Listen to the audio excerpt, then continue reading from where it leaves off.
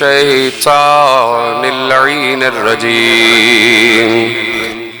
बिस्मिल्लाहिर रहमानिर रहीम। अल्हम्दुलिल्लाहिल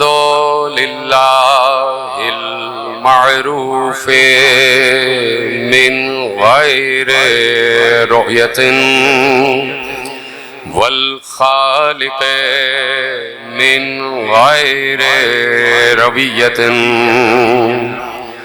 अल्लज़ी lump यज़ल क़ाइमन दाइमन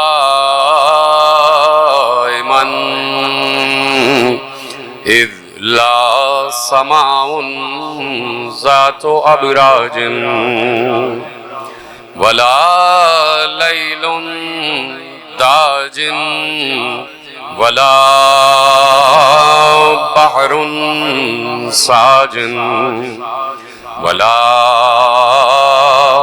अर्ज़ुन ज़ातु मिहादिन वला खल्क़ुन zoo इत्माद वस्सलातु वस्सलाम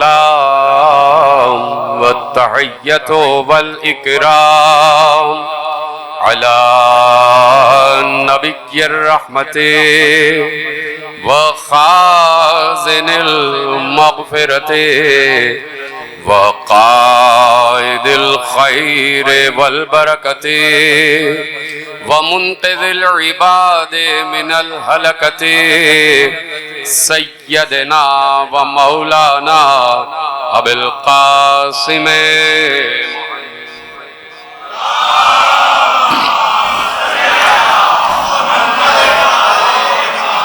व अहले बैतिहि तय्यबीन अत्ताहिरीन अल-मासूमीन अल-मज़लूमीन अल-मुंतखबीन अल-मुंतजबीन अल्लज़ीना अज़हबल्लाहु अन्हुमुर रिज्सा व तहहरहुम तत्हीरा।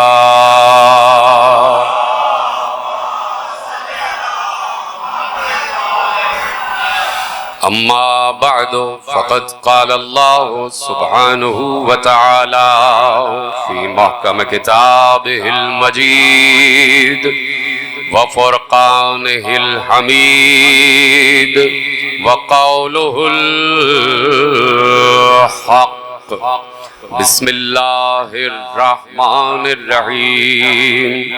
या अय्युहल्लज़ीना आमनुत्तक़ुल्लाह वकूनू मअस्सादिक़ीन। सलवात पढ़े मोहम्मद व आले मोहम्मद।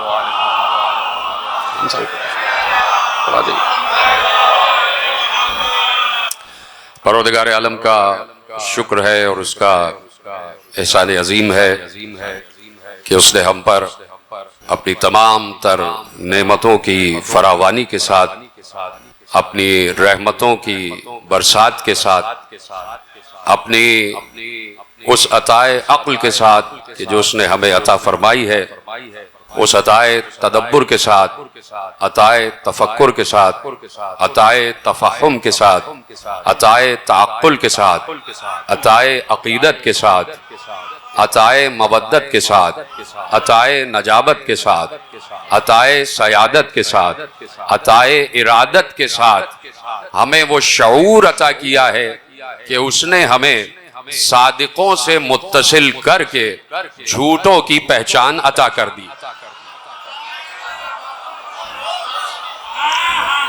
उसने हमें 14 सादिकीन से मुत्तसिल फरमाया और हमें ये शऊर इनायत फरमाया कि हम दुनिया की आंखों से आंखें मिलाकर 1400 बरस से न कल इस मौक़िफ़ से हटे, न आज और न इंशाअल्लाह कल इस मौक़िफ़ से हटेंगे कि हम दुनिया की आंखों से आंखें मिलाकर ये बात कहने में, हक बजाने में कि अज़ल से 2 कुव्वतें कार फरमा रही हैं और उन 2 कुव्वतों का नाम है हक और बातिल। ये कुव्वतें अज़ल से कार फरमा रही हैं और जिस वक्त दरबार सजा है दरबार कुदरत कि वहां पर अल्लाह ने आदम की तरफ सजदों का रुख मुड़वाया तो वहीं से ये दो कुव्वतें सामने आ गई, जाहिर हो गई। उसी वक्त से एक कुव्वत हक और एक कुव्वत बातिल। और यहीं से जब हमने कहा, और जुमला आपके हवाले, कि जब हमने कह दिया कि एक कुव्वत कुव्वत हक है और एक कुव्वत कुव्वत बातिल है, तो वहीं से अल्लाह ने दो शजरों का भी ऐलान कर दिया। एक शजरा शजरा हक है, एक शजरा शजरा बातिल है। तो अब ये पहचान लो अगर कि शजरा हक क्या है, तो शजरा बातिल पहचानने में आसानी हो जाएगी। अगर पहचान लोगे कि आदम कौन है, तो शैतान की पहचान आसान हो जाएगी। अगर पहचान लोगे कि नूह कौन है, तो कौम नूह की पहचान आसान हो जाएगी। अगर पहचान लोगे कि इब्राहिम कौन है, तो शद्दाद की पहचान आसान हो जाएगी। अगर पहचान लोगे कि मूसा कौन है, तो फिरौन की पहचान आसान हो जाएगी। अगर पहचान लोगे कि ईसा कौन है, तो बनी इस्राइल के दगादारों की पहचान आसान हो जाएगी। अगर पहचान लोगे कि मुस्तफा कौन है, तो अबू जहल भी पहचाना जाएगा। अगर पहचान लोगे कि अली कौन है,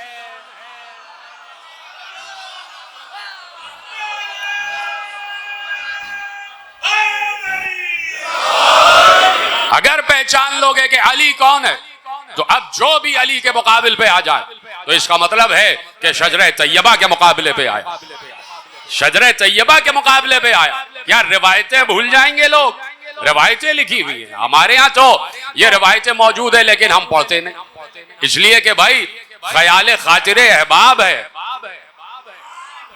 इत्तेहाद की फजा है, इत्तेहाद की फजा को आगे बढ़ाना है। इसलिए हम जब हमने अपनी किताबों में देखा तो चुप हो गए, लेकिन जब बुजुर्गाने इस्लाम ने लिख दिया कि कम से कम उस रिवायत पर तो गौर करो कि पैगंबर देख रहे हैं कि कोई सवारी पर जा रहा है, एक सवारी पर बैठा हुआ है, एक सवारी की लगाम हाथ में लिए हुए है और एक सवारी को पीछे से धक्का दे रहा है, तो पैगंबर ने कहा सवारी के सवार पर भी लानत, लगाम पकड़ने वाले पे भी लानत, धक्का देने वाले पर भी लानत।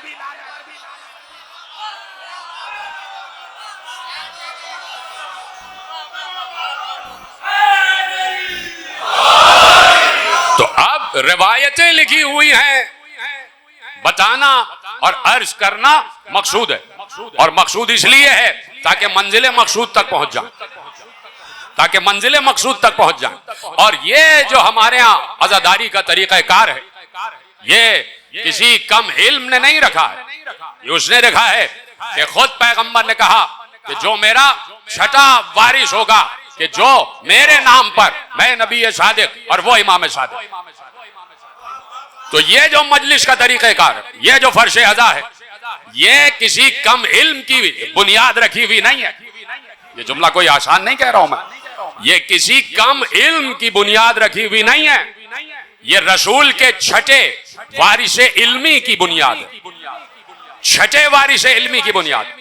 अगर आप चुप हैं तो मैं इसकी दलील आपके हवाले करता हूं कि बहुत बड़ा मुफक्किर पेरिस यूनिवर्सिटी का, उसने लिखा मकाला, और उस मकाले में उसने एक बात लिखी और वो आपके हवाले करता हूं। और उसने लिखा कि देखिए, जब दो फौजें आमने सामने आ जाएं, जब दो फौजें आमने सामने आ जाएं, तो उनमें से यकीनी है कि जो फौज ज्यादा ताकतवर है वो गालिब आ जाएगी, और जिसके पास ताकत कम है वो मगलूब हो जाएगी।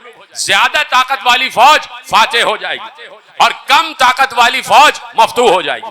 बात तो तय है ना कि भाई जब दो फौजें, दो लश्कर आमने सामने हो, तो ज्यादा पावरफुल लश्कर जो होता है वो गालिब आ जाता है, वो फाते हो जाता है, और कम ताकत वाला लश्कर मफ्तू हो जाता है और मगलूब हो जाता है। अब चाहे कितने ही वो अपने मौके पर सही हो, लेकिन चूंकि लश्कर ज्यादा पावरफुल है तो फिक्र हार जाती है। समझे इसको? और मैं आपसे कल कह चुका कि जब भी मैं मजालिस पढ़ता हूं तो मैं यकीनी तौर पर कुछ फिक्र अंगेज गोशे आपके हवाले करता हूं कि भाई दो ताकतवर फौजें हैं, एक बहुत ज्यादा ताकत है, दो फौजें आपस में बद्दे मुकाबिल हैं, एक की ताकत बहुत ज्यादा है, एक के पास असलहा ज्यादा है, एक के पास हथियार ज्यादा है, एक के पास कुव्वत ज्यादा है, और दूसरे के पास तादाद भी कम है और हथियार भी कम है, असलहा भी कम है, कुव्वत भी कम है। अब ये जो बी फौज है, चाहे ये फिक्र में कितनी ही सच्ची क्यों ना हो, लेकिन चूंकि जो ए फौज है वो ज्यादा ताकतवर है, वो गालिब आ गई। तो जब फौज गालिब आई तो इसका मतलब है उसकी फिक्र भी गालिब आ गई। जब फौज गालिब आती है तो फिक्र भी गालिब आ जाती है। आपसे बढ़कर इसको कौन जानेगा? जब फौज गालिब आती है तो फौज की फिक्र भी गालिब आ जाती है। अब चाहे मफतू लश्कर हक पर ही क्यों ना हो, चाहे मफतू मगलूब लश्कर सच्चाई पर क्यों ना हो, इखलास पर क्यों ना हो, लेकिन चूंकि फौजों के जरिए मुकाबला हुआ तो अब देखा यह जाएगा कौन सी फौज फातेह है और कौन सी फौज मफतू है। फातेह का जो फिक्र है, फातेह का जो अकीदा है, वही राइज हो जाएगा, और मफतू की फिक्र और उसका अकीदा मगलूब हो जाएगा। ठीक है, ये बात तय है। तो अब रॉबर्ट ब्राउनशविक जो प्रोफेसर है पेरिस यूनिवर्सिटी का, उसने लिखा ये फिक्र दी उसने, फिक्र आपके हवाले हो गई, सबको राशिक हो गई फिक्र। उसने कहा कि ये फिक्र और ये नजरिया जाफर सादिक के इल्म में था। का जाफर, अब ये उसके अल्फाज, हम तो बड़े एहतराम से नाम लेते हैं लेकिन जाहिर सी बात है मैं उसके अल्फाज को कोट कर रहा हूं। कहा उसने कि ये फिक्र और ये नजरिया जाफर सादिक के जहन में था कि अगर फौज के जरिए से कोई नजरिया राइज करने की कोशिश की जाए तो जब तक फौज गालिब है नजरिया भी गालिब रहेगा, और जब वही फौज मगलूब हो जाएगी तो नजरिया भी मफकूद हो जाएगा। तो कहा जाफर सादिक के जहन में यह नजरिया था कि अगर फौज के जरिए से, अगर लश्कर के जरिए से, अगर ताकत के जरिए से, अगर हथियार के जरिए से, अगर असलहे के जरिए से, अगर जोर से, अगर गलबे से किसी फिक्र को मनवाने की कोशिश की गई तो जैसे ही फौज मगलूब होगी नजरिया भी जाएगा, फिक्र भी जाएगा, अकीदा भी जाएगा, सब खत्म हो जाएगा। चूंकि जाफर सादिक के जहन में यह बात महफूज थी तो इसलिए जाफर सादिक ने फिक्र मुस्तफवी, फिक्र अलवी को मनवाने के लिए फर्शे अज़ा की बुनियाद रख दी। जीते रहे, सलामत रहे आप। का फिक्र मुस्तफवी, इल्म अलवी, इल्म नबवी मनवाने के लिए फिक्र की बुनियाद रखी, और वो फिक्र है मजलिस आज़ा। तो कहा कि जब नजरिया मजबूत होता है तो फिर तबका भी मजबूत हो जाता है। नजरिया मजबूत होगा तो तबका भी मजबूत हो जाएगा, नजरिया मजबूत होगा तो गिरोह भी मजबूत हो जाएगा, नजरिया मजबूत होगा तो साहिब नजरिया फौज भी मजबूत हो जाएगी। तो इसलिए कहा कि जाफर सादिक ने मजलिस अज़ा की बुनियाद रखी, और मजलिस अज़ा की बुनियाद इसलिए रखी कि जब तक मजलिस अज़ाए हुसैन की फिक्र बाकी है तो मैं कोई शिकस्त नहीं दे सकता। इतना आसान जुमला नहीं जैसे आपने सुना, कहा जब तक मजलिस अज़ाए हुसैन की फिक्र, तहजीब मजलिस अज़ा बाकी है तो मैं कोई शिकस्त नहीं दे सकता। अब आप मुझे बताइए, ये फिक्र आपने सुन ली, 1400 बरस की तारीख आपके हवाले, सिर्फ चौथी मंजिल खिलाफत, जाहिरी खिलाफत जो अमीरुल मोमिनीन के पास आई, उससे हट के बात कर रहा हूं, वहां से लेके यहां तक आपने कभी कोई फौज बनाई? कह चुका जो मैं कहना था। कभी आपने लश्कर बनाया?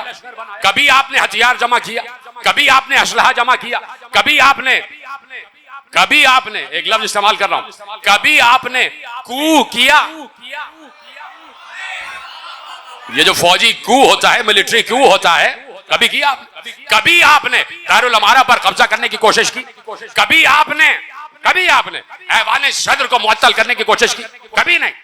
कभी आपने इख्तिदार की हवस की ही नहीं, कभी आपने बादशाहत की तमन्ना की ही नहीं, कभी आपने शहनशाहियत की तलब की ही नहीं। इसलिए कि मालूम था कि जब तक जिक्र हुसैन बाकी है हम ही गालिब रहेंगे, हम ही गालिब रहेंगे।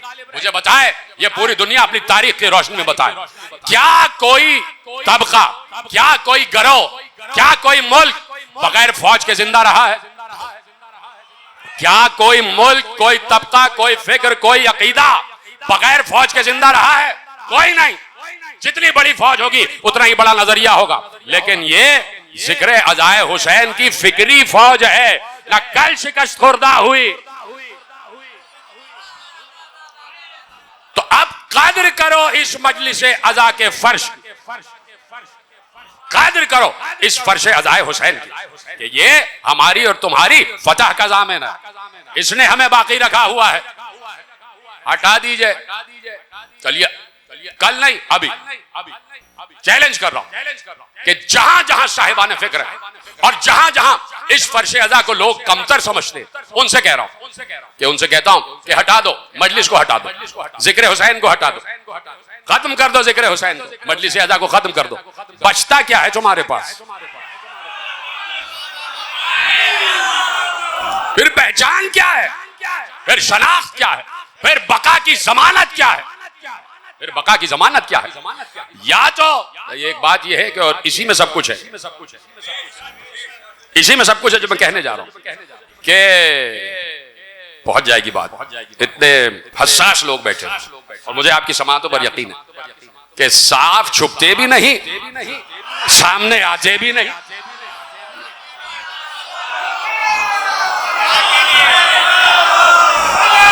फैसला करना पड़ेगा, या तो कोई शय है या कोई शय नहीं, दरमियानी राह कोई है ही नहीं।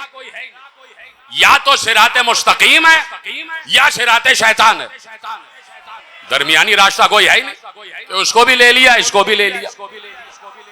यजीद से भी मरासिम, हुसैन को भी सलाम। ये वास्ता और ये राब्ता और ये फिक्र हमारी नहीं है। इस फिक्र को कहते हैं निफाक और मुनाफिकत। निफाक और मुनाफिकत। तो मुनाफिकत की अज़ाए हुसैन की फिक्र में कोई गुंजाइश नहीं, या तो उधर या इधर, या वहां के या यहां के। ये फैसला तारीख के एक बहुत बड़ी शख्सियत ने कर लिया था कि या तो वहां रहना या यहां। भाई बात यह है कि सुल्ब से किसी और के थे, लेकिन बेटे अली के कहलाए, फैसला कर लिया था वहां नहीं यहां। हाय हाय हाय,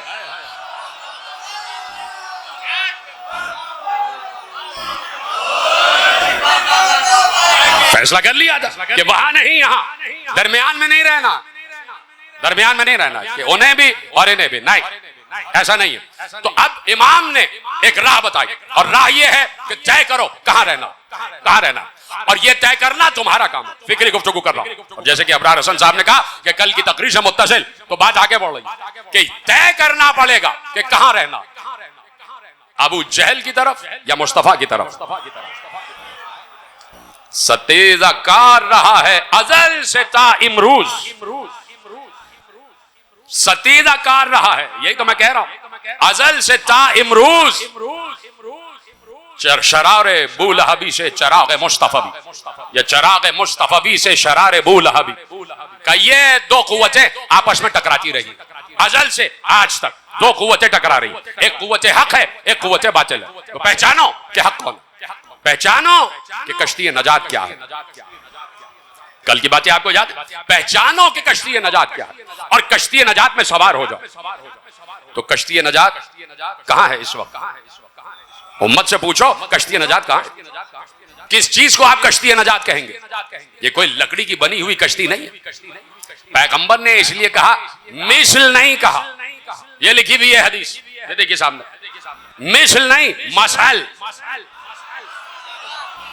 अगर मिसल कश्ती नू कह देते तो हर दौर में एक 90 गज लंबाई की और 80 गज चौड़ाई की कश्ती का होना जरूरी हो जाता कि वो लकड़ी की कश्ती कहां है, वो लकड़ी की कश्ती कहां है।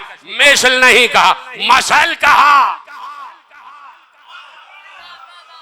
अब मैं मिसल और मसल समझा देता हूं एक लफ्ज में। मैं पिछले से पिछले साल हशरे चेलुम की तकरीर में मिसल और मसल पर पूरी तकरीर कर चुका, आप नेट पे देख लीजिएगा, सिर्फ एक जुमले में। वहां मैंने ये मिसाल नहीं दी थी, आज मेरे जहन में आ गई तो मिसाल दे देता हूं कि मिसल और मसल किसे कहते हैं। मिसल और मसल, दो शेर एक साथ खड़े हुए हो, दोनों एक दूसरे की मिसल है। दो शेर एक साथ खड़े हुए हो, दोनों एक दूसरे की मिसल है। एक शेर खड़ा हुआ और एक आदमी खड़ा हुआ और आप कहें बड़ा शेर दिल है, इसे कहते हैं मसल। किसी को आप बड़ा शेर कह दे, बड़ा शेर तबीयत है, बड़ा शेर दिल है, तो वो शेर थोड़ी हो जाता, उसकी सिफत उसमें मुंतकिल हो गई। तो इसी तरह सिफत कश्ती नो, पैगंबर ने बताया कि हर दौर में ये कश्ती नजात जो है रमा दमा रहेगी, और ये जावेदानी है, ये जावेदानी है, इसको फना नहीं है। अगर फना होती तो पैगंबर जाते जाते कह देते वो हदीस मंसूख हो रही है, अब कश्ती नो गई, अब कश्ती नजात का कोई वजूद नहीं है। तो अब तलाश करो कश्ती नजात कहां है। तो अगर तलाश बहुत मुश्किल हो रही है कि कश्ती नजात कहां है, अगर ये तलाश बहुत मुश्किल हो रही है कि कश्ती नजात कहां है, तो नूह के बेटे को तलाश करो, वो कहां है। अगर कश्ती नजात की तलाश मुश्किल हो रही है, तो नूह के बेटे को तलाश करो कि वो कहां है। तो आप कहेंगे नूह के बेटे को कहां तलाश करें, तो अल्लाह ने इसीलिए यह मिसाल दी कि पहाड़ पर चढ़ गया। मैं कह चुका जो कहना था। कश्ती को छोड़कर जो पहाड़ पे चढ़ जाए, सलामत रहे आप। जो कश्ती नजात को छोड़ के पहाड़ पे चढ़ जाए और जो पहाड़ पे चढ़ने वालों के पीछे चला जाए,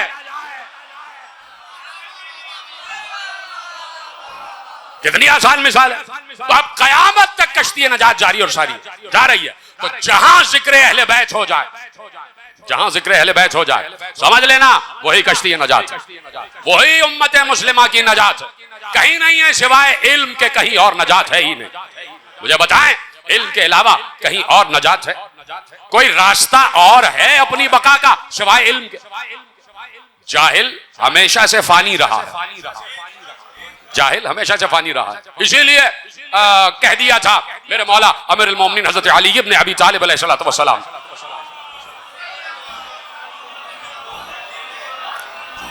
कि रजीला किस्मतुल जब्बार फीना लना इल्मुल वलिल अदाए मालुन, ताकि हम अल्लाह की इस तकसीम पर राजी हैं।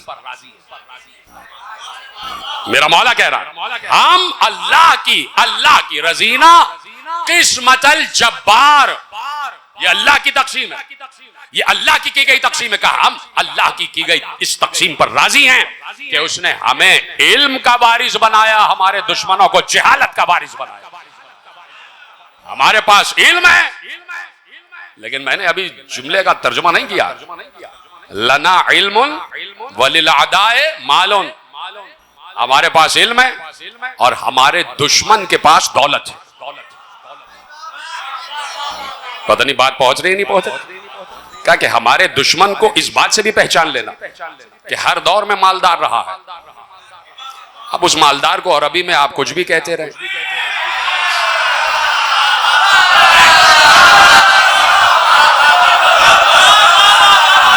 उस मालदार को अरबी में, तो हमारे लिए अल्लाह ने इल्म करार दिया और हमारे दुश्मनों को मालो दौलत दे दी।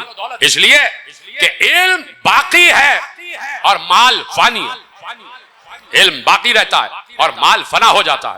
और आले मोहम्मद का खासा इल्म रहा है, इल्म रहा है। कोई ऐसा कैपिटल कि जहां पर कैपिटल जमा हो जाए, कोई ऐसा कैपिटल नहीं कि जहां कैपिटल जमा हो जाए।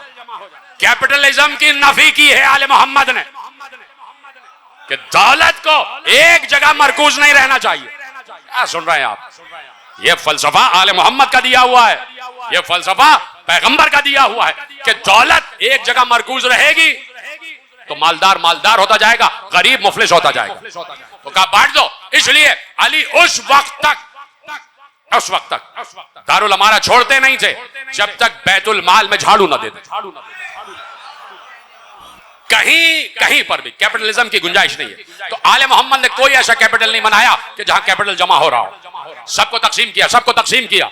एक मौका आ गया था भाई, एक मौका आ गया था कि कैपिटल आले मोहम्मद के पास जमा हो जाता कि जैसे ही तकसीम गनीमत खैबर हुई,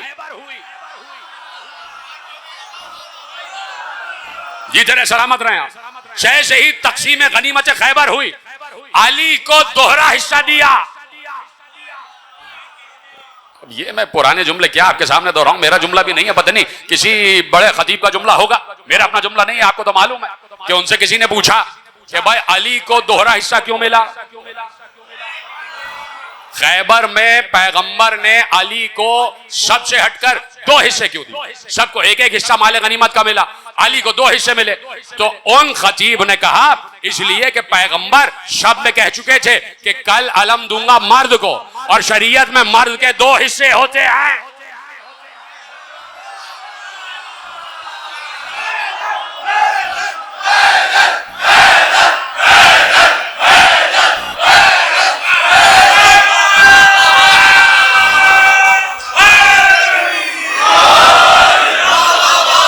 खतीब के उस जुमले की अजमत पर और आपके बयान करने पर लाखों सलाम।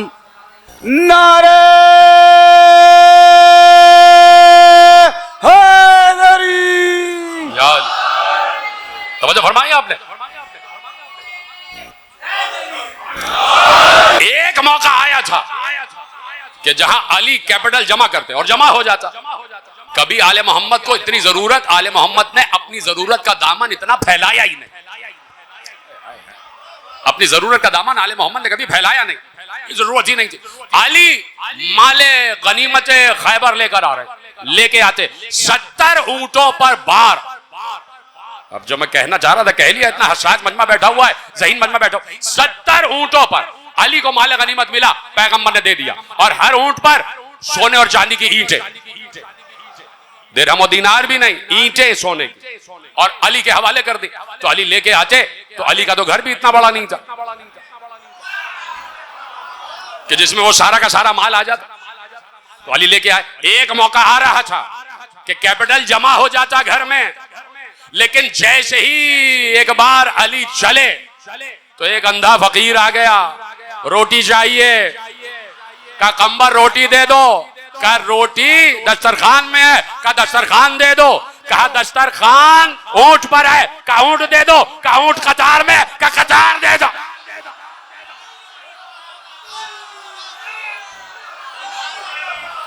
हैदर हैदर हैदर हैदर हैदर! नारे हैदरी हैदरी हैदरी हैदरी हैदरी हैदरी! तवज्जो फरमा लिया। तो ये भी मौका गया कि कभी माल नहीं जमा किया, इसलिए कि अपने कहे हुए कौल की लाज भी रखनी थी कि हमें इल्म दिया है, माल से हमें क्या गरज, माल से हमें क्या गरज। तो मेरे अजीजों, आले मोहम्मद का इख्तिसास रहा है इल्म, इल्म इख्तिसास रहा है, और वो इल्म इसीलिए मैंने जो जुमला कहा और उससे मुत्तसिल हो रहा हूं कि कैपिटल पे कैपिटल जमा नहीं किया, लेकिन एक यूनिवर्सिटी को कैपिटल बनाया और उसमें नॉलेज को कैपिटल कर दिया। बैठे आप, इन जुमलों का जरा लुत्फ ले। इल्म को जमा कर दिया, एक यूनिवर्सिटी बनाई, एक जामिया बनाई, और ऐसी भी कोई जामिया नहीं कि जैसे हमारे यहाँ जामियात बनी हुई, इतनी लंबी चौड़ी बिल्डिंग नहीं, मस्जिद है और जामिया है, मस्जिद है। और आप उसको अगर मस्जिद ना भी कहें, आप कहें इमाम का घर था, तो इमाम के घर ही को तो मस्जिद कहते। भाई एक ही दरवाजा तो था जो मस्जिद में खुला हुआ था, तो मस्जिद में मस्जिद ही का तो दरवाजा खुलता है, लोग यही नहीं जाने अब तक। तो आले मोहम्मद ने कैपिटल की बुनियाद रखी, यूनिवर्सिटी की बुनियाद रखी, और उसने बुनियाद रखी कि जिसका लक़ब ही बाक़िर करार पाए, बाक़िरुल उलूम, बाक़िरुल उलूम, इल्म को शिगाफ्ता करने वाला, इल्म को शिगाफ्ता करने वाला। शिगाफ्ता करने का मतलब क्या है, एक लफ्ज बता दूं और सुनी भी रिवायत आपकी। इल्म को शिगाफ्ता करने का मतलब क्या है? क्या मतलब है? एक बार अली ने इरशाद फरमाया, इल्म को शिगाफ्ता, बाक़िर किसे कहते हैं? बकर, बकरा, ये किसे कहते हैं? यानी शिगाफ्ता करना। तो एक बार पैगंबर ने अली को बुलाया और बात की, बात हो गई, और हो रही है सरगोशी, हो रहा है नजवा, कान में बात हो रही। किसी ने पूछा कि क्या बात हुई या अली क्या बात हुई?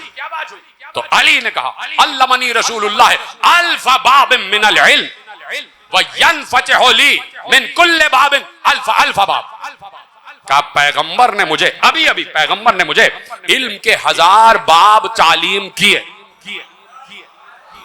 अल्लमनी रसूलुल्लाह अल्फ बाब मिनल इल्म, 1000 बाब, हजार नहीं 1000 का पैगंबर ने मुझे इल्म के 1000 चैप्टर्स 1000 बाब तालीम किए और मैंने हर बाब से 1000 बाब खोले।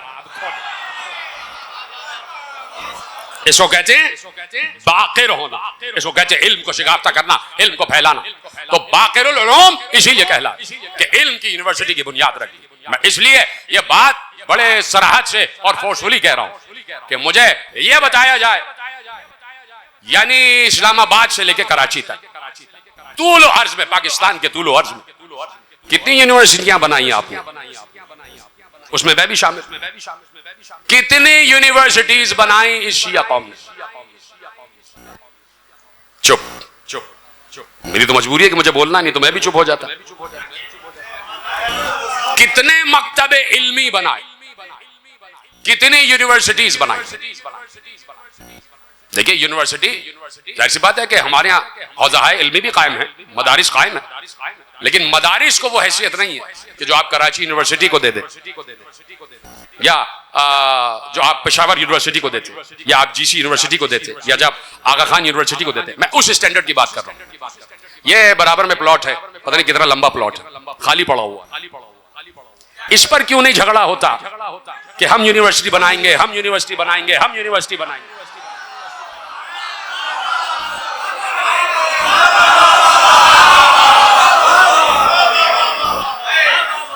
शिया बस्ती को आइडियल बस्ती होना चाहिए, शिया फर्द को आइडियल फर्द होना चाहिए, अपने रफ्तार से, अपने गुफ्तार से, अपने किरदार से, अपने सीरत से, अपने लिबास से, अपने शक्ल सूरत से, अपने हिमायल से, अपने शिमाइल से, अपने बदन से उठती हुई खुशबू से।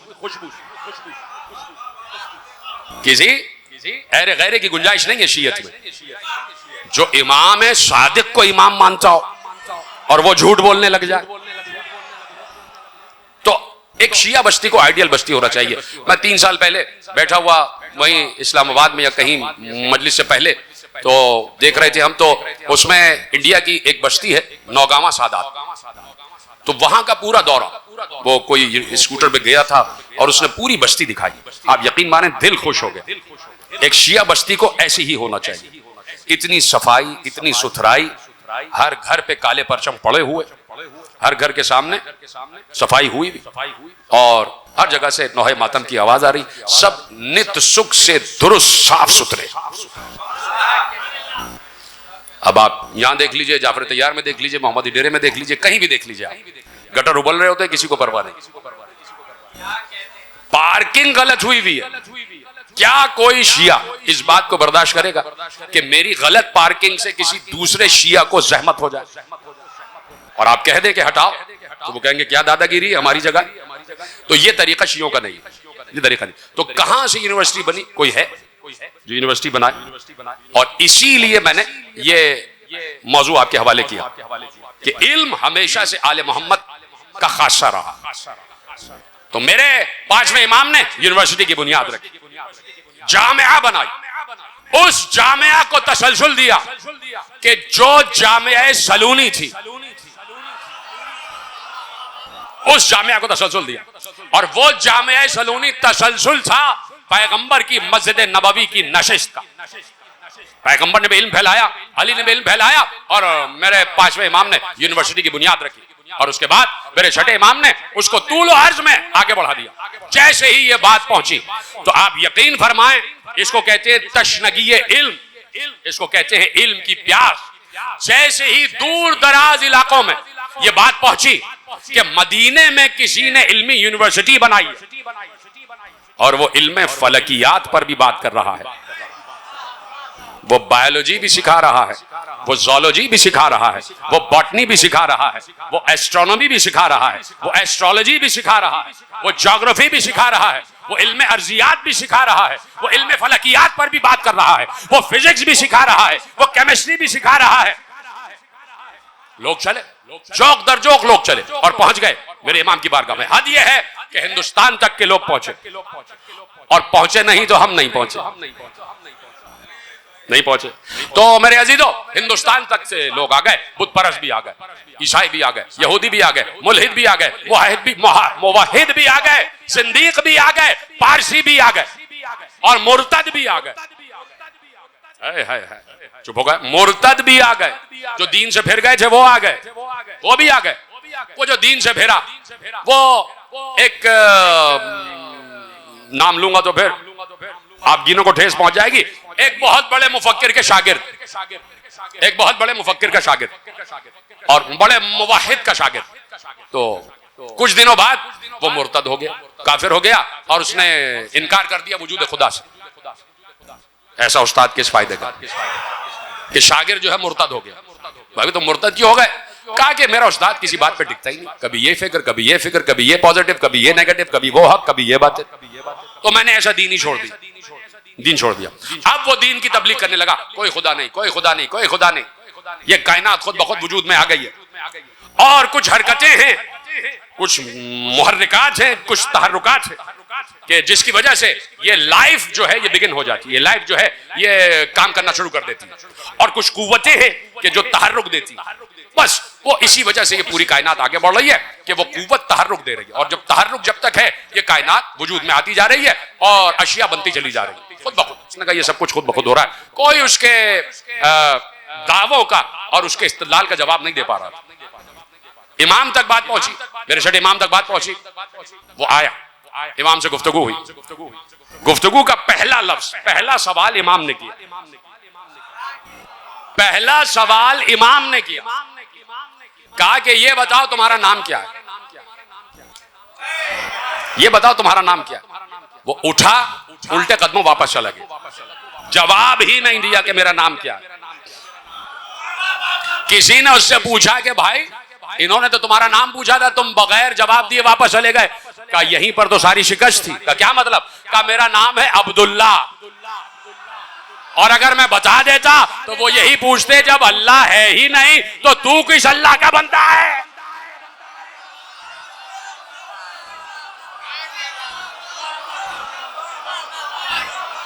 कि जब अल्लाह है ही नहीं तो तू किस अल्लाह का बंदा।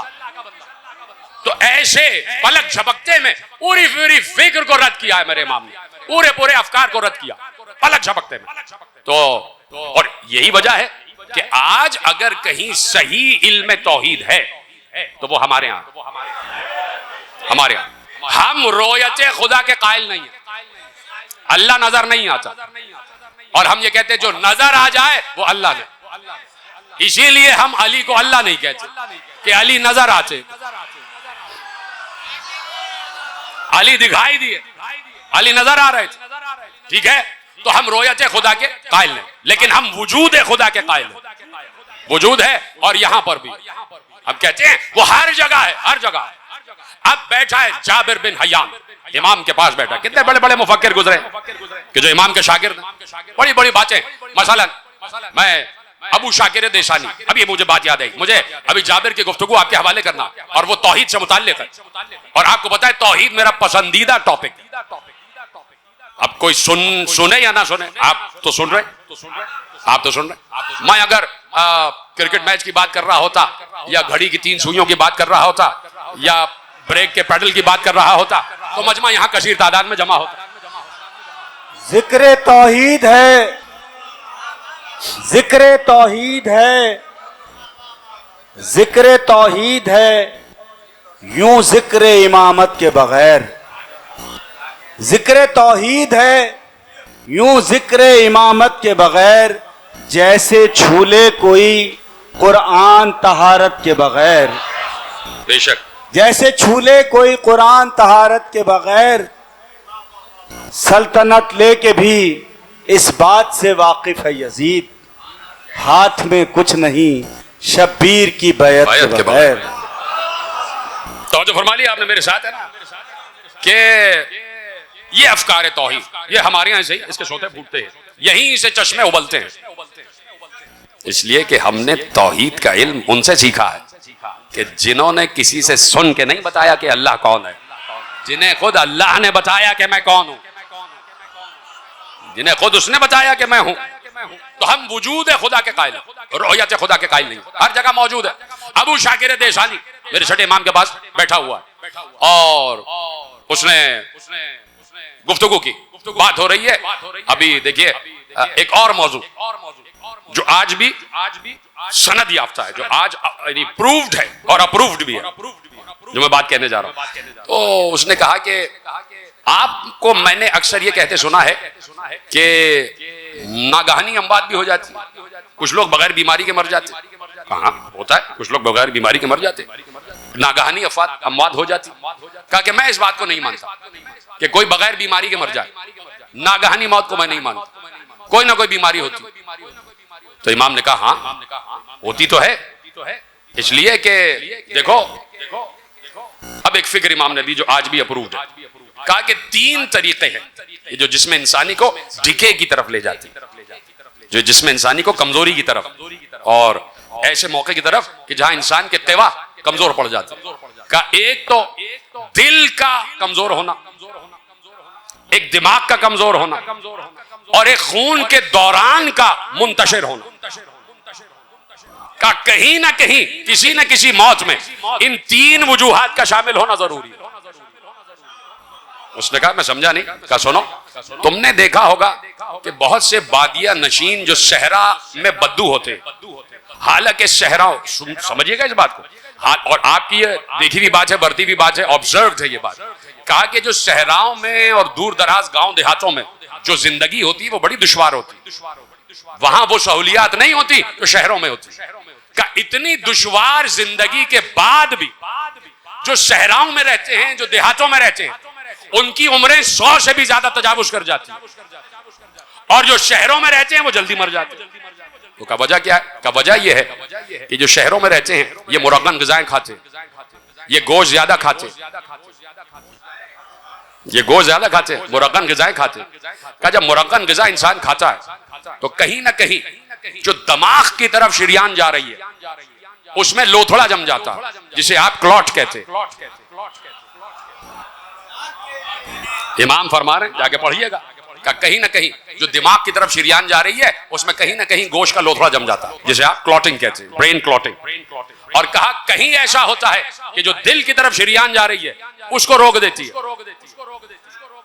ये तभी तो आप स्टेंट लगवा रहे, तभी तो आप ये जो भी दिल के इमराज का इलाज होता है वो कर रहे हैं। और कहा कभी ऐसा होता है कि खून की शरीयानें जो पूरे बदन में दौड़ रही हैं, कहीं ना कहीं उसमें जख्म आ जाता है और जो खून का दबाव और खून का दौरान होता है वो मुतासिर हो जाता है। और कहा कि ये जो सहराओं में लोग जिंदगी गुजार रहे हैं, ये चूंकि मेहनत की जिंदगी गुजारते, ये चूंकि मेहनत की जिद्दोजहद की जिंदगी गुजारते और ये गोश्त कम खाते। कैसे चुप हो गए आप? कहा ये चूंकि गोश्त कम खाते, और इमाम ने कहा गोश्त जो ज्यादा खाता है वो शकी हो जाता। ऐसे जो लोग बेशक बोल रहे हैं वो शायद कम खाते।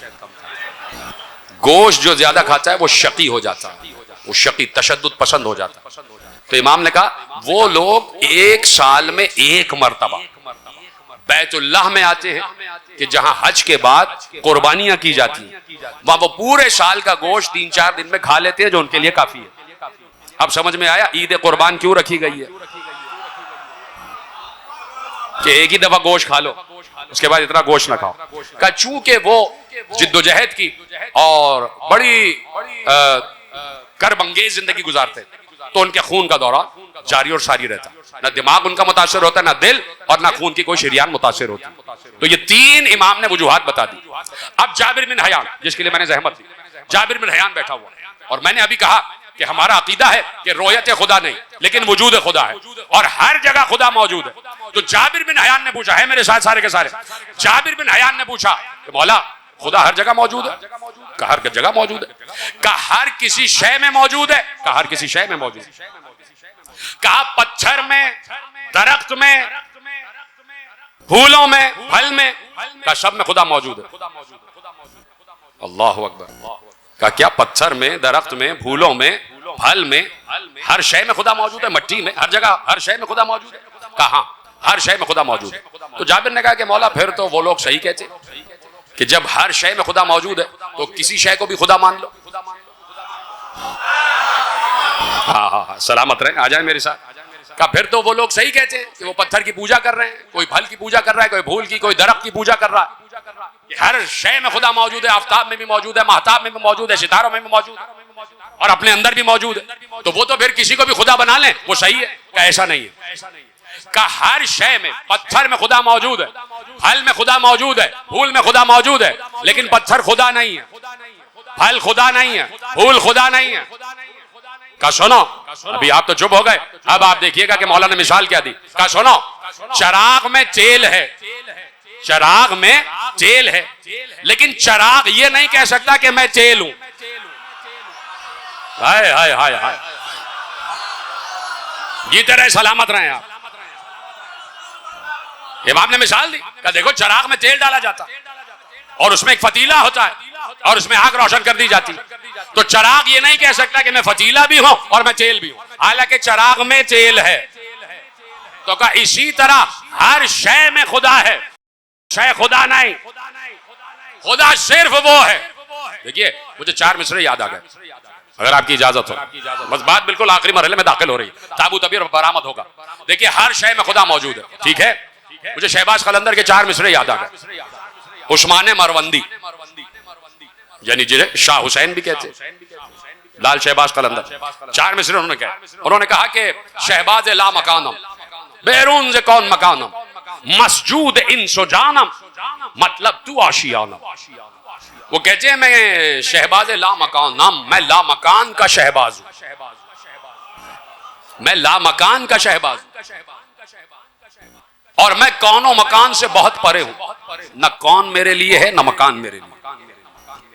ये तो कोई बात ना हो। तीसरे मिसरे में अजीब बात है, मसजूद इंसो जानम, का मैं इंसानों का और जिन्नात का मसजूद हूं,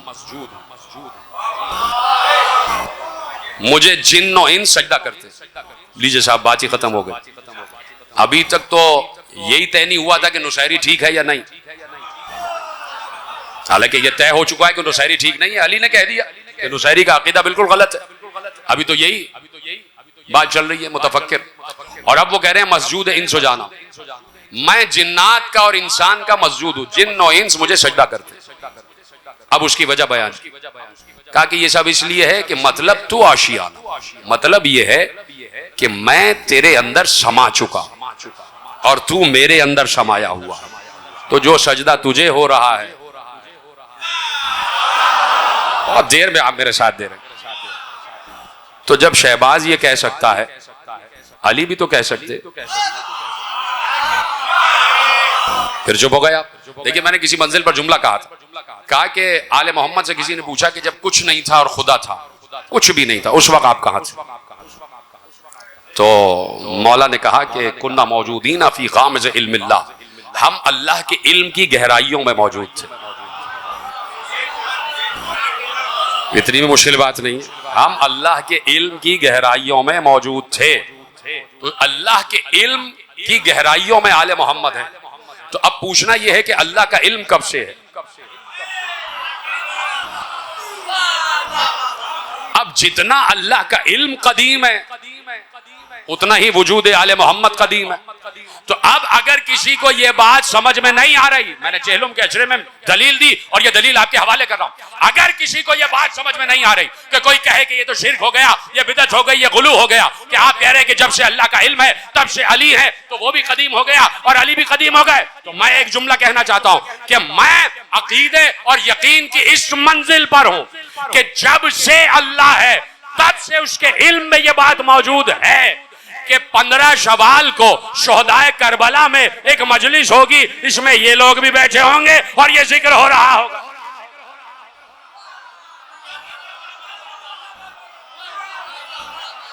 इसमें क्या मुश्किल बात है? तवज्जो फरमाइए आपने। तो इसलिए मैंने कहा कि इमाम बैठे हैं और जवाब दिया जा रहा है, इजाजत है कि बात आगे बढ़ाई जाए। जहां कल मैंने तकरीर छोड़ी थी कि मेरे मौला ने कोहे अबू कुबैश पर बुलंद होकर कहा कि सलूनी कब्ल अन तफ़क़िदूनी, मुझसे पूछो इससे पहले कि मैं तुम में ना रहूं। लोग पूछते जा रहे थे और जो नहीं पूछता था इमाम उससे पूछते थे। ये वो वाला पूछना नहीं है, ये वो है कि अगर ऐसा काम ना किया तो अल्लाह तुमसे हश्र में पूछेगा।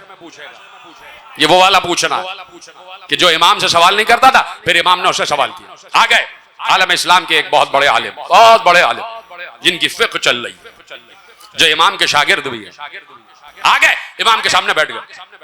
तो इमाम ने कहा भाई देखो बात यह है कि मैं तुमसे कुछ सवाल करता हूं और सवाल इसलिए करना चाहता हूं, तवज्जो है मेरी जाने। कहा मैं सवाल इसलिए करना चाहता हूं कि तुम ये ना कहो कि मैं बाक़िरुल उलूम के बेटे के पास बैठ के आया और उन्होंने मुझसे कोई बात ना की, सिर्फ तुम्हारे इस जुमले को रद्द करने के लिए तुमसे कुछ पूछना चाहता हूं। कहा पूछिए पूछिए।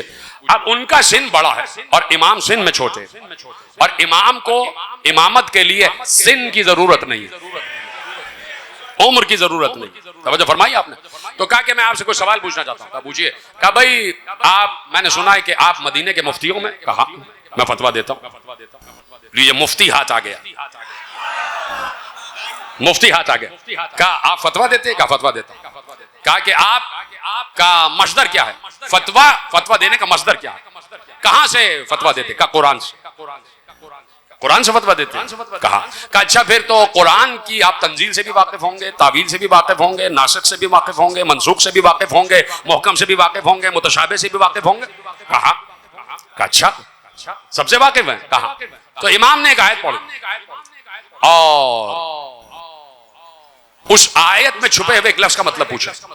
कहा कि आयत ये है, सूरह सबा की आयत पढ़ी कि सीरू फीहा लयाली व अय्यामन आमिनीन, कि अल्लाह ने कहा है कि दिन और रात में इसके दरमियान सफर किया करो, अमन के साथ, अमान के साथ, दिन और रात में इसके दरमियान सफर किया करो।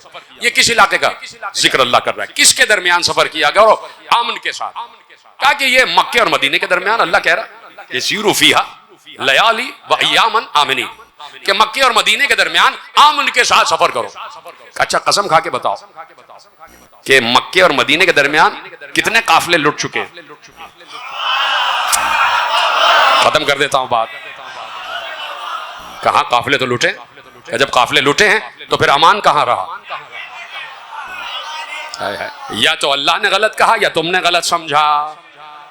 इमाम बताना चाह रहे हैं कि ये वाला रास्ता नहीं है, ये मक्के और मदीने के दरमियान वाला रास्ता नहीं है, ये हमारी विलायत का रास्ता है।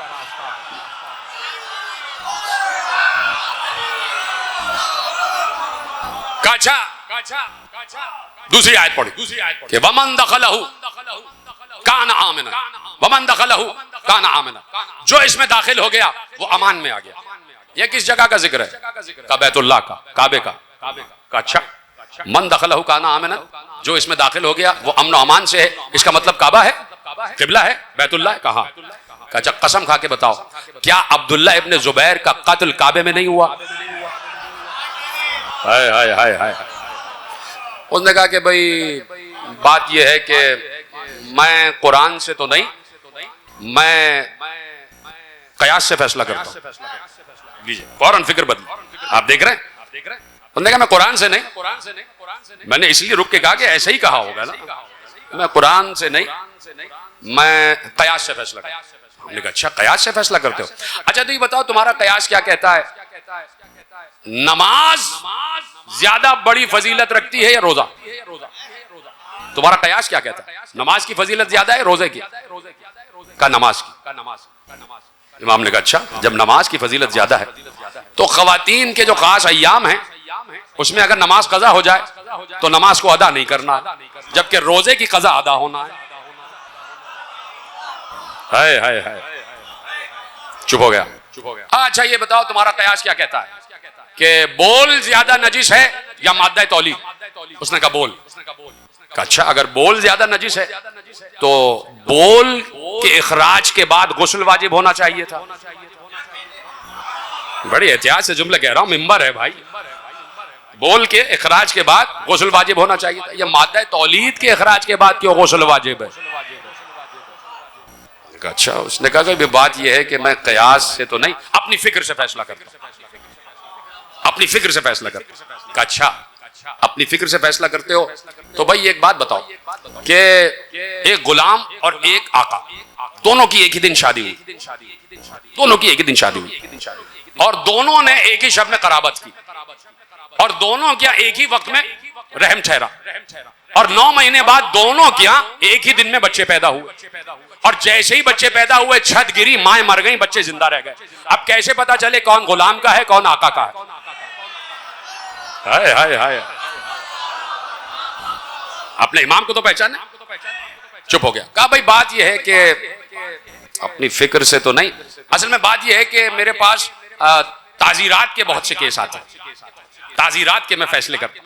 अच्छा, ताजीरात के फैसले करते हो तो सुनो, एक नाबीना ने एक आंख वाले की आंख फोड़ दी, और एक टुंडे ने, हाथ कटे ने, सही हाथ वाले का हाथ काट दिया। दोनों पे कौन सी हद जारी होगी? उन्होंने कहा मैं बेसते अंबिया का ज्यादा इल्म रखता हूं, बेसते अंबिया का ज्यादा इल्म रखता हूं। अच्छा, बेसते अंबिया का जिक्र करते हो तो कुरान में अल्लाह ने सूरह मुबारक कहफ में कहा है कि मूसा और फिरौन से, मूसा और हारून से अल्लाह ने कहा कि इज़हबा इला फिरौन इन्नहु तगा, जाओ तुम दोनों फिरौन के पास जाओ, और वो बड़ा सरकश हो गया। फक़ूला लहू क़ौलन लय्यनन लअल्लहु यतज़क्करु औ यख्शा। कहा कि जब फिरौन के पास जाना तो फिरौन से बड़े मुलायम लहजे में बात करना, क़ौलन लय्यना, बड़े मुलायम लहजे में बात करना, लअल्लहु यतज़क्करु औ यख्शा, हो सकता है कि वो बात मान जाए या डर जाए। तो कहा ये जो लफ्ज़ लअल्ला है, लअल्ला, ये तो शक के लिए इस्तेमाल होता है, क्या अल्लाह को भी शक होता है? तो बड़े पढ़े लिखे और हसात में भी बात कर रहा हूं। लअल्लहु यतज़क्करु औ यख्शा, जाओ तुम फिरौन के पास जाओ और उससे तबलीग करो, शायद वो मान जाए। कहा ये लफ्ज़ शायद तो शक के लिए इस्तेमाल होता है, क्या अल्लाह भी शक करता? चुप हो गए, आप चुप हो गए, आप कुछ ना कहा। तो इमाम ने कहा कि तुमने इल्म कुरान से भी जहालत का ऐलान कर दिया, तुमने अपनी फिक्र से भी जहालत का ऐलान कर दिया, तुम ताजीरात का भी इल्म नहीं रखते, तुम बेसते अंबिया का भी इल्म नहीं रखते, तुम कयास से भी रूगर्दान हो गए। ये सारे उलूम, ये जितने उलूम हैं, ये जिन्हें उलूम कहा जाता है, इसका इल्म मेरे जद रसूल अल्लाह को था। तो अब वो कहता है कि मैं कयास से तौबा करता हूं, मैं कयास नहीं करूंगा। इमाम मुस्कुरा के उठे और एक लफ्ज कहा, अगर वो लफ्ज आप तक पहुंच जाए, कहा जैसे कुछ लोग हवसे इक्तिदार को नहीं छोड़ते, वैसे ही तुम कयास को भी नहीं छोड़ोगे।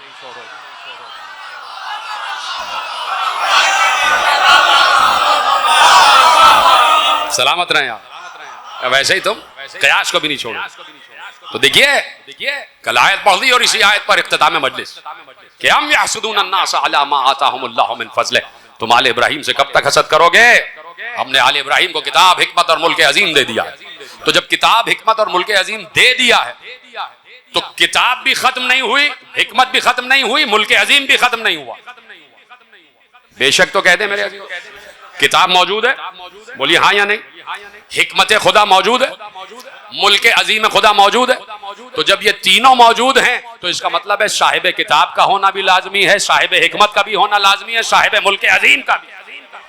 तो अब हमसे पूछो, जहां से बात शुरू हुई वहीं पे खत्म कर रहा हूं, अब हमसे पूछो कि ये मुल्क अजीम आले मोहम्मद का कहां है?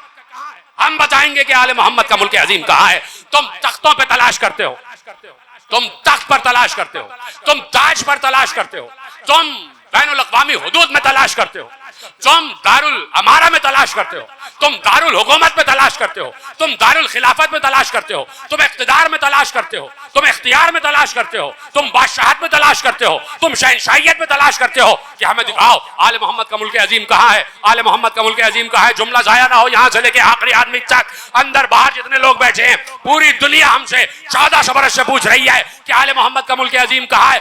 आओ हम तुम्हें दिखाते हैं आले मोहम्मद का मुल्क अजीम कहाँ है। जहां भी मजलिस का ऐलान हो जाए ये आले मोहम्मद का मुल्क अजीम, ये है आले मोहम्मद का मुल्क अजीम।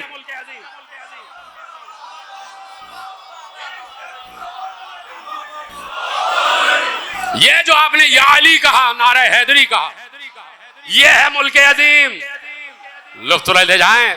ये जो आप दुरूद पढ़ते हैं ये है मुल्क अजीम, ये है मुल्क अजीम। ये दुरूद मुल्क अजीम है, ये सलावात मुल्क अजीम है, ये सलाम मुल्क अजीम है। ये जिक्र मुल्क अजीम है, ये फजीलत मुल्क अजीम है, ये अली अली करना मुल्क अजीम है। ऐन से अली है, ऐन से और भी है।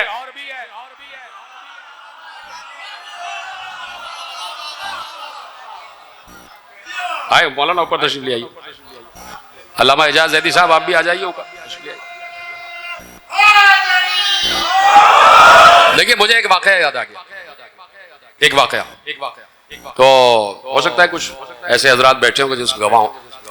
तो वो जब ये जुल्फकार अली भुट्टो की अहलिया नुसरत भुट्टो जिंदा थी और ये 70 क्लिफ्टन में उनकी रिहाइश थी, तो एक वफ्द शिया उलमा व ज़ाकिरीन का मिलने गया। उस वक्त बड़े मामला चल रहे थे और वो मामला क्या थे आपके पेश निगाह अभी बात हो जाएगी। तो मैं भी अल्लामा ज़मीर अख्तर साहब के साथ गया। तो बात होने लगी कि भाई हमारे ताज़िए पर एतराज़ है, ताबूत पर एतराज़ है कि नहीं उठना चाहिए, नहीं उठना चाहिए, मातम पर एतराज़ है। तो नुसरत भुट्टो ने जुमला कहा, उन्होंने कहा भाई इनको क्या एतराज़ है, आप ताबूत ताजिया उठा के या हुसैन कहते, ये अपने वालों को ताबूत उठा के उनका नाम ले।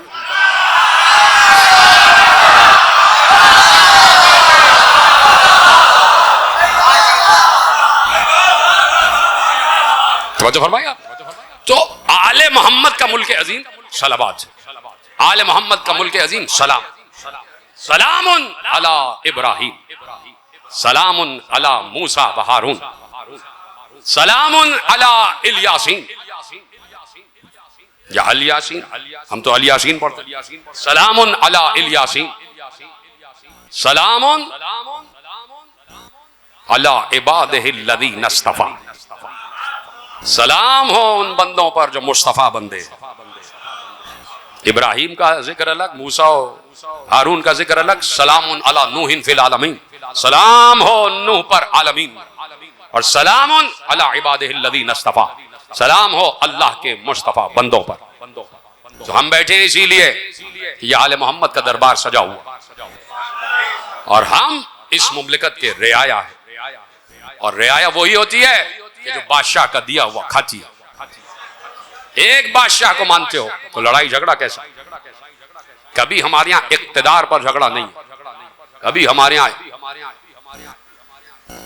कोई छीन झपट पे झगड़ा नहीं है जो मैं कह रहा हूं। तो झगड़ा अगर है तो सिर्फ जिहालत से। सबसे बड़ी दुश्मन हमारी जिहालत, और 1400 बरस से वो जिहालत दूर करने की कोशिश कर रहे हैं, और वो जिहालत इसी मजलिस आज़ा से दूर होती। इसीलिए मजलिस सजी हुई थी। मेरे इमाम ने मजलिसों का फर्ज बिछाया, यहीं से मैंने बात शुरू की और यहीं पर खत्म हो रही। और इमाम ने उन हदीसों को शोहरत दी कि जो हदीसें पैगंबर से मरवी थी। और इमाम ने कहा कि देखो रसूल ने हदीस कही है कि जो रोता है मम्बका औ अबका औ तबाका वजबत लहुल जन्नह, ये हदीस कही मेरे मौला ने। जो रोए, जो रुलाए और जो रोने वाले की शक्ल बनाए, पैगंबर ने कहा कि उस पर जन्नत वाजिब है। सुनेंगे एक हदीस, रिवायत सुनेंगे।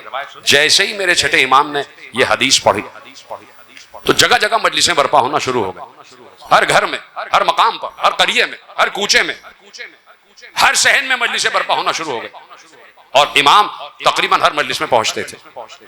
एक शख्स मजलिस में बैठा हुआ था, उसने गिरिया इतना किया, अपने रुखसार तमाचों से नीले कर ली, अपना सीना और सर पीटा, उसका दामन आंसुओं से तर हो गया।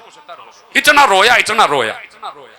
एक बार मेरे मौला दूसरे दिन मजलिस में आए, वही शख्स बैठा हुआ था। इमाम ने कहा सुन, कल रात मेरी दादी ख्वाब में आई थी और उन्होंने तेरी तरफ इशारा करके कहा था इसको मेरा सलाम कह देना।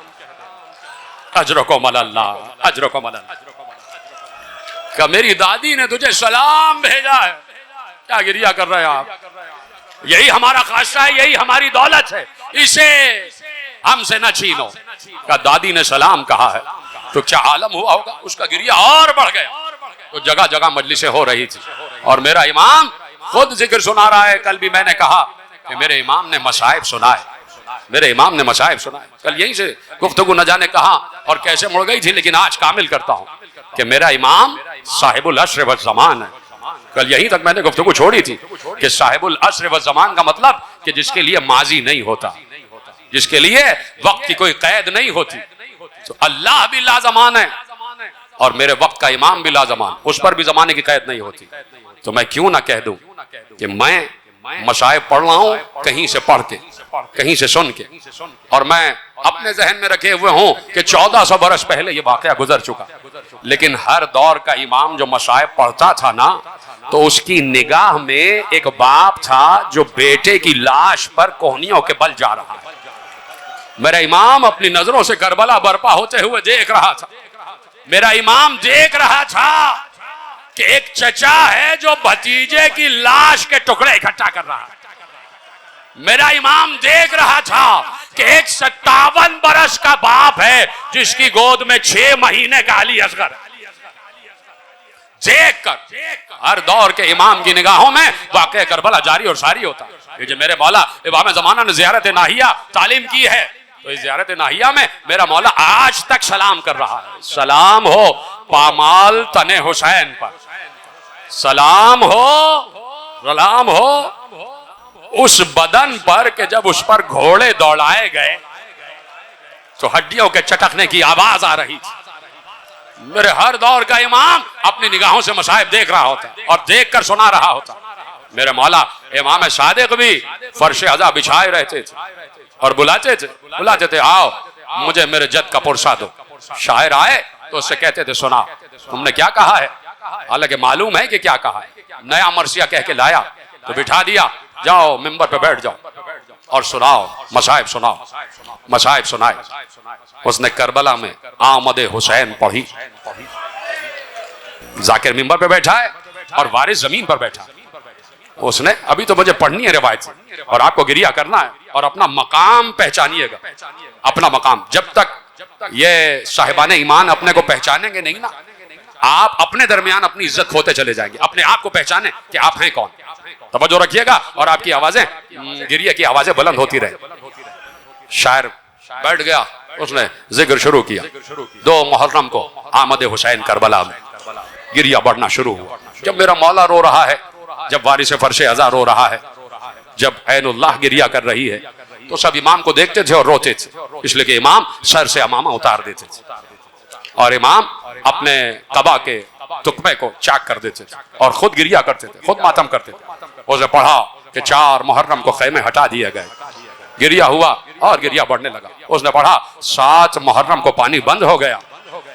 आले मोहम्मद के बच्चे प्यास अल अतश कह रहे थे। गिरिया बढ़ता रहा। जैसे आप गिरिया कर रहे हैं ऐसे कहीं ज्यादा गिरिया हो रहा था, इसलिए कि जब वक्त का इमाम खुद मौजूद है, जाफर सादिक खुद मौजूद है, जब वारिस करबला खुद मौजूद है, तो लोग इमाम के चेहरे को देख देख कर गिरिया कर रहे थे।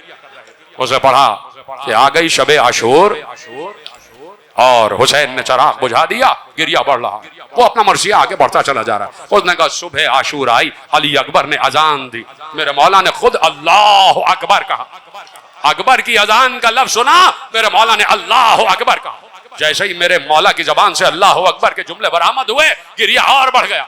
उसने जंग पढ़ना शुरू की कि एक एक नासिर का लाशा आता गया। हुसैन गए और लाशा उठा के लाए। मुस्लिम इब्ने औसजा की शहादत पढ़ी। मेरा मौला सलाम कर रहा था, अस्सलामु अलैकुम या औलिया अल्लाह व अहिब्बाहु। हर नासिर हुसैन पर सलाम। उसने कहा हबीब इब्ने मज़ाहिर का लाशा आ गया। हिलाल इब्ने नाफे बजल्ली शहीद, इमाम की नमाज में हिफाजत करते हुए शहीद हो गए। सबकी शहादतें पढ़ता गया।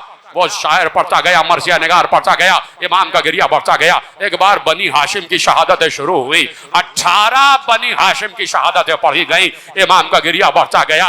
जैसे अली अकबर का जिक्र आया, अपना कलेजा पकड़ लिया। हाय अली, हाय पिसरे लैला।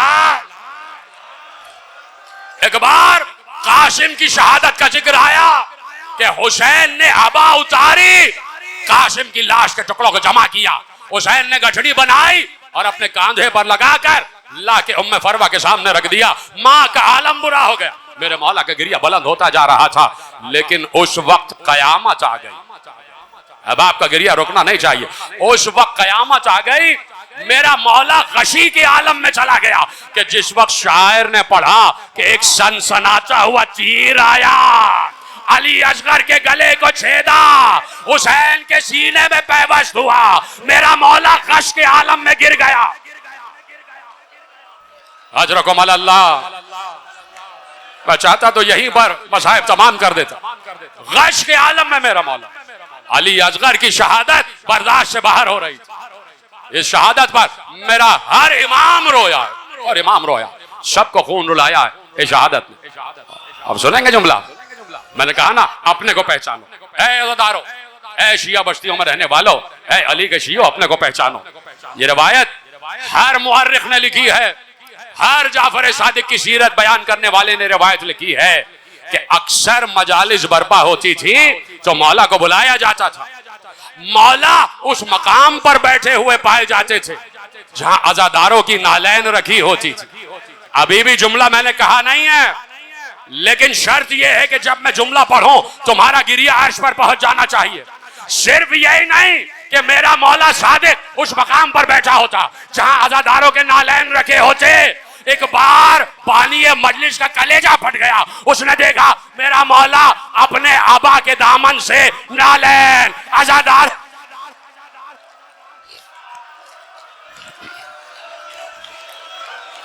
अजरकुम अल्लाह अज़ादारों के नालैन साफ कर रहा है। खत्म हो गई तकरीर, न बर्दाश्त हुई ये मजलिसें, न बर्दाश्त हुआ ये मातम तागूत से। दे दिया जहर जाफर सादिक को, मिल गई विरासत हसन मुश्तबा की, आ गया कलेजा दहन से बाहर। मेरा मौला बिस्तर पर तड़प रहा है, बिस्तर पर तड़प रहा है मेरा मौला। मूसी काजिम करीब आ गए, मेरे मौला का सर उठाया, अपने जानों पे रखा, आवाज दी जाफर सादिक ने, सबको बुला के लाओ, सारे घर वालों को बुला के लाओ। सब आ गए। एक बार जाफर सादिक ने हाथ उठाकर कहा, दो वसीयतें कर रहा हूं, नमाज न भूलना और हुसैन न भूलना। कहा देखो मजलिस अज़ा का फर्ज बिस्ता रहे, एक एक को वसीयत की। एक बार मेरा मौला, मेरा सातवां इमाम कहता है कि मेरे बाबा की आवाज बंद हो गई। जैसे ही मैंने नब्ज देखी, मूसी काजिम ने सर से अमामा फेंक कर कहा, इन्ना लिल्लाह व इन्ना इलैहि राजिऊन। अरे हम यतीम हो गए, हिदायत के मीनारे